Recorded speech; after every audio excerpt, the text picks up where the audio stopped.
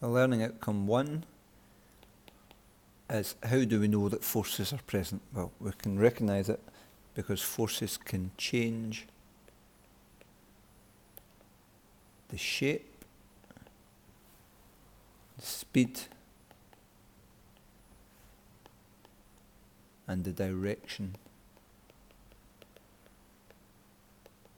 of travel of an object. So they're the things we're looking for if we're deciding if a force is present.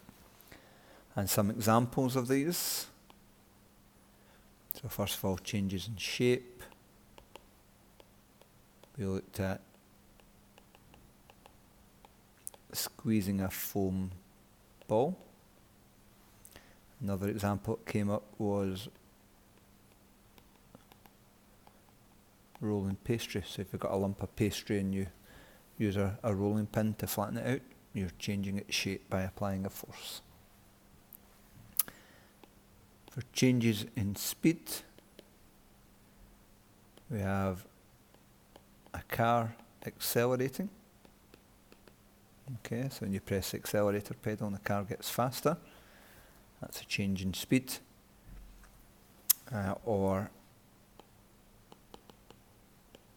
going the opposite way, we can have speed decreasing, right? A bike braking. Now notice we need to be clear here. We don't just say a car as an example of a change in speed or a bike. We need to be clear about what's happening. And then for changes in direction,